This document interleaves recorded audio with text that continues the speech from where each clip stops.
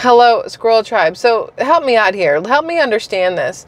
You have Kamala Harris, the current vice president to Joe Biden, who is the current president. You have her running to be the next president of the United States with no real reason why she's running, except for they had to kick Biden out. And the easiest way to keep the money that was given to Biden during his campaign was to put Kamala Harris in there, so the money didn't leave. The only reason Kamala Harris is on the ballot for the Democrat Party as a presidential nominee is because she controls the money, or because of her the money is controlled. I don't really know how to phrase that exactly. So you have Kamala Harris on the Democrat ticket for president, and they said, who can we put as a VP for her? And they picked Tim Walz. Now, I personally believe Tim Walz was literally like licking the bottom of the barrel. Like that was the last thing they had. And it was, they had to do it because Josh Shapiro said no. Everybody else said no. Nobody else was going to say yes, because everybody knows that tying their name to Kamala Harris is basically like having an anchor tied to you. It's going to drag you down and you're done, basically, is how this works. So they go with Tim Walz. And now, it's crazy to me to think that the people who either made Kamala Harris pick Tim Walz or let her pick Tim Walz didn't vet the person, didn't do their background on Tim Walz himself, didn't realize that he lied about what he did or did not do with the Army National Guard, i.e. Afghanistan, what he has signed into law in Minnesota, i.e. letting illegals get, illegal immigrants get driver's licenses so they can vote, signing into law that, you know, boys and girls can use each other's bathrooms in middle schools and elementary schools, and tampons are now in elementary school bathrooms, and transgenders have all the rights and everything else. I feel like they would have looked into that. So nothing that's coming out right now about Tim Walz is going to be a surprise to anybody on the Democrat side. And they're okay with that, which is what is the most disturbing part of it all to me. They want to sit here and talk crap about Donald Trump or Republicans and J.D. Vance in general, yet look at what they are putting up as what they think is the best of the best for the Democrat Party right now. Kamala Harris and Tim Walz.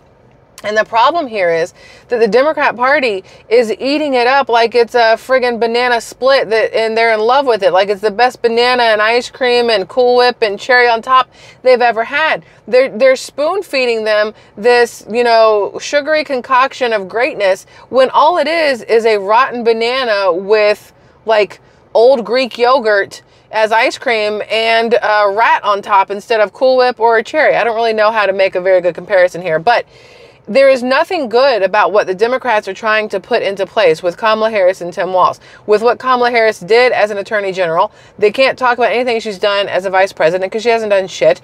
With Tim Walz, they're trying to, you know, make him sound great, but literally everything about the man sounds awful. Excuse me. The fact that they think that that is what this country deserves, are Kamala Harris and Tim Walz, says a lot about how the Democrats view not just us American citizens, but the country itself. They don't look at the United States of America as something worth saving or preserving or making better or great again. They look at it as just a dumpster fire that might as well burn, baby, burn. Like that's what it comes down to. It feels like. Even, look, whether you are Democrat, Republican, Independent, whatever, everybody should be able to step back and look at what is going on and make up their mind. I've never labeled myself as anything. I've never labeled myself a Democrat, Independent, or Republican. I've agreed with a little bit of everything all the way around, and I've disagreed with a little bit of everything all the way around throughout my entire life. Now that I am older and I can look and see what happened with the 4 years of Trump in office, and that does include the beginning of COVID, the shutting down of basically the United States, and the first, you know, check that went out from COVID stuff, but then Biden came in and took it over. But the first 4 years that Trump was in office, I could see how the economy was, the housing market, literally everything. And then there was that COVID blip. Then you had Biden come in and extend that COVID blip. And we've had him for the last 4 years. And I have seen what he's done to the economy, to the housing market, to the car industry, to people in general. Even when Trump was in office, excuse me, I don't know. I don't think I'm getting sick, but I am getting a migraine. And so if I look like I'm in weird pain, it's because I have one of those, excuse me, one of those motion sickness kind of migraines where I'm like, don't vomit on camera kind of thing. My head is killing me now out of nowhere. I'm sorry, what was I saying? I scrolled away too far, too fast, and since my brain is hurting, I can't think of what I was saying. Something along the lines of Trump. Please pause while I try to remember what I was saying. I don't remember. So we're just going to start on a whole new squirrel whatever. So 4 years with Trump, 4 years with Biden. The next 4 years will literally make or break the United States, in my opinion, as a country itself. Not even for you and I as citizens of the U.S., but like the country itself. What we decide on November 5th will make a massive difference in if we have another election, if we are still around to have an election or whatever else in 2028. No matter how you feel, I don't even know how to have a conversation like this, because it's one of those things where you don't want to tell people, which I've done numerous times and whatever, but you don't want to tell people they're stupid if they vote a certain way. But you also have to understand that if people are willing to vote for the same thing we have in office right now, but on a different scale, because now we're going to have two people in office who have no flipping clue what they're doing, who have a track record of lying through their teeth and doing things as shady and underhanded as possible. Like, if you're willing to vote for that, what does that say about you as a person? It's just my question. A lot of people don't want to vote for Trump because they don't like him as a human. And I'm like, okay, well, but why would you like Kamala as a human or Tim Walz as a human? Like, but we're not voting. And this is where it gets dicey for a lot of people. We're not voting because we like the person or not. It's supposed to be about, are they good for this country? Are they good with, or are they good for keeping us afloat, of fixing our economy, fixing the housing market, the automobile industry, jobs for Americans, our food supply, keeping us out of war with other countries? Like, however you feel about even Kamala Harris as a human, Tim Walz as a human, or Trump as a human, you can easily put all three next to each other, and it's very clear which one of those three is going to be the one person who has, one, proven themselves to be able to do this, and two, you know for a fact that other countries will deal with, will talk to, that big corporations would deal with and talk to. They don't care about Kamala and Tim Walz. They are a laughing stock. And the fact that we are letting the media, the mainstream media, push everybody into thinking that these people are amazing is crazy to me. It's like the biggest punked episode or the biggest gotcha in the history of whatever. Think about it like this.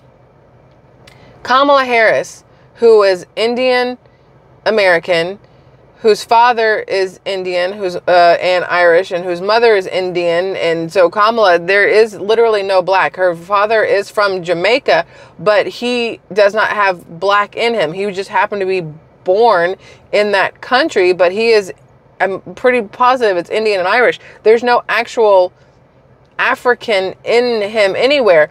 Yet right now, Kamala Harris is on the cover of Essence magazine.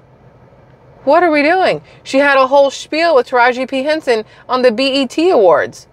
What are we doing? It doesn't make sense to me, but we are all being tricked. Not all, because I know I'm not falling for it. I've got brain cells. They work. Not right now. They feel like they are like on fire. But people are being tricked into thinking that a vote for the Democrats is a vote for something positive. Everything that Kamala Harris is saying that she would do, she could have been doing for the last 3.5 years. As a vice president, she does have a say in things. She is supposed to be Joe Biden's right-hand gal and help him make decisions and everything else. He put her in charge of the border, and she has done nothing but make it worse. And I don't know why people suddenly forget that on the Democrat side, why they suddenly forget that the reason we have millions upon millions of illegal immigrants who are going around literally raping women and children, murdering women and children, breaking into places. And of course, not only illegal immigrants do that, American citizens do the same thing. There's really shitty citizens as well. But we have a higher chance and risk of it because of this open border that Kamala Harris, the border czar, the border eagle, the border hawk, the border whatever she wants to be at this point, the border troll with knee pads, did not do her job over the last 3.5 years that the president, Joe Biden, appointed her to do. That she herself mentioned on X that it was up to her to secure the border. She has her post up. It's still there under Kamala Harris, Vice President, or Vice President Kamala Harris on X. She never took that tweet down. where she claimed responsibility for what was going to happen at the border. And here we are. And now she's saying that under her, they'll fix the border. Ma'am, the border has been under you for 3.5 years. What are you waiting for? Is the whole point of not doing anything was in hopes that she would have some sort of platform to run on when it came time for, you know, the next president? Did they know 3.5 years ago that they were going to kick Biden out at the end and insert her in? Is this like a long game of Democrat chess that none of us were aware of? I mean, I don't put anything past any of them, honestly, but it's crazy to me that people in this country don't see what a detrimental idea it would be to put Kamala Harris in the Oval Office. I am all for a woman president. I am all for a black president. I'm all for a black female president. But Kamala Harris is not one of those. She is not a black female, and she is not president worthy at all. She did not get any delegate votes in 2020. The only reason she has delegate votes now is because the money is attached to her. That is the only reason. Everything comes down to money. And all that money that's attached to her right now is sliding into people's DMs on Instagram, trying to get them to post up about how great Kamala is, and she'll pay them. Show up at her rally. She'll pay you. Come to the DNC and speak on her behalf. She'll pay you. And this is what our country has to look forward to. Kamala Harris and Tim Walz. Because if people are stupid enough to vote for them, that means they're not smart enough to vote for Trump, which means we are screwed as a country. If Donald Trump does not win this election, we are screwed as a country. No matter how you feel about Donald Trump as a person, he is a businessman and he is a politician, but he has done this, and he did this very well for the 4 years he was in office. If you step back and look at the things that matter, the economy, the housing market, food industry, even the automobile industry, everything, versus where we've been the last 4 years and where we could end up the next 4 years with the same people in charge, but just a dumber version. It's crazy to me that this is where we are. Maybe that's why I have such a migraine. I've been on X all day, the website, not the drug, looking at things. And it is, I mean, it's a little overwhelming once you sit there and look at all of the evidence and the facts that are in your face that mainstream media refuses to talk about, that people on the left refuse to acknowledge. It just doesn't make sense to me. And it can literally cause a migraine, it seems. So there's that. I'm going to go drink some herbal tea and probably go to bed very early. So, Squirrel Tribe, thanks for letting me just have this random conversation with y'all. I do appreciate it. Hopefully tomorrow morning, whatever's happening here will be all cleared up, and we'll be back with more stuff, because I do have a ton that we need to discuss. But for now, this is it. I love y'all immensely. Have a good night. Take care of yourselves. Take care of each other. Tell everybody you love them, because you just never know what could happen to people. And I think that's it for now. Okay, bye.